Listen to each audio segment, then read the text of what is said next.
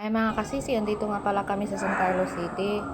Siyempre, nagugutom ang mga bata kaya pumasok na lang kami dito para pakainin ang mga bata. At na-miss na kasi kumain ni ate ng sinabuang baka, ang kansi naman ang tawag sa ulam na ito. Ang Baby Binsoy naman at kay Bibi Liri ay gusto nila pork steak. Mabilis na ubos ni ate yung kanin niya dahil masarap yung ulam niya na kansi. Si Binsoy naman ay ayaw kumain ng kansi, gusto niya pork steak. Pinaglaruan na ni Bibi Binso yung baso na kristal. Sa bahay kasi ayoko siyang paggamitin ng baso na kristal, baka mabasag at papunta naman sa tiles. Ito, hinayaan ko na lang siya na maglaro sa basong kristal, baka magmaoy na naman kung hindi. Sa part na ito ay nandito na kami sa Gaisano para maghanap ng shoes ni Ate Lori at Ate Lere. Mahal kasi sa Tubuso at iba pa yung rubber lang. Sa part na ito ay galing na kami sa loob at nag-canvas lang muna kami ng sapatos na matibay.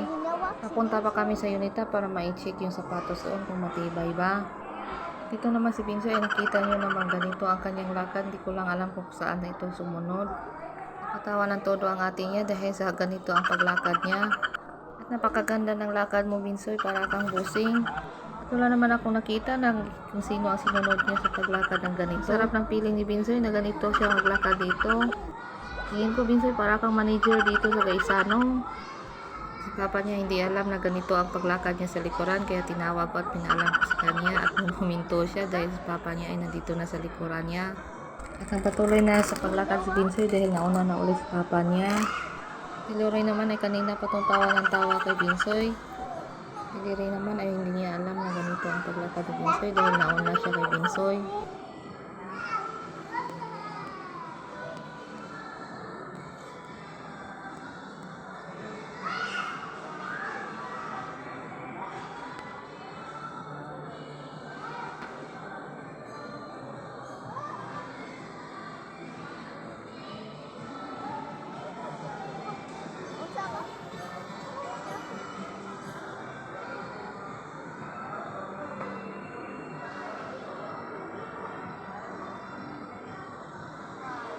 Ito na, tinanggal na Binsoy yung dalawang kamay niya.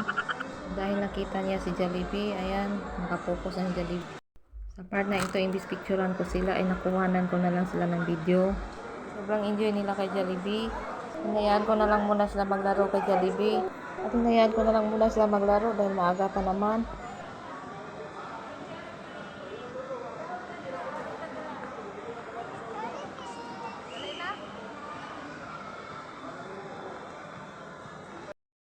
Part na ito ay nandito na kami sa Unitap. At hindi ko pala nakuna ng video ang pagpili namin sa bag. Napaka-busy kasi kaya hindi ko nakuna ng video. At nakahanap ako ng bag para kay Binsa ay tag 200. Sa Tubuso kasi mahal ang bag nila. At kay ate naman ay 180 pero matibay sila, makapal. Nakalimutan ko kasing kumuha ng video dahil napaka-busy doon, napakadaming tao na nagbilihan ng bag. Meron din naman kasing mahal na bag dito, tag 400. Pero sa Gaisano kanina, na-i-check ko yung mga bag nila ay tag 800, Diyos ko. Pero yung sapatos naman nila ay hindi masyadong mahal. Anong na ma-i-check ko ang mga sapatos dito, pang school, ay napakamahal na din pala. At bibili lang muna kami ng scrubber ng pinggan na isang pack. Sa part na ito ay nandito na kami sa San Carlos Public Market. At ang sarap kasi uminom ng kape dito, native pa. Hindi ko lang nakuna ng video dahil gutom na din ang mga anak ko. At sa part na ito ay kakatapos lang namin at papunta na kami sa Bacolod Marketing.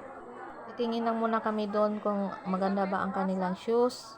Palakad-lakad lang muna kami dito sa palengke nila. Pero enjoy naman si Binsoy na magpalakad-lakad kami dahil yan ang gusto niya. Dadaan lang muna kami dito sa tindahan na may maraming toys at si Binsoy ay lagi nakalingon doon. Ito talaga si Binsoy, pag naglalakad kami, ayaw na talaga niya magpakugos.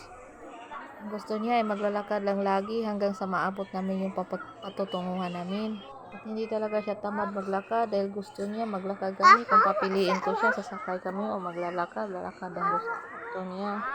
Pero yung ate Liri niya ay gusto talaga sumakay dahil tamad siya maglakad.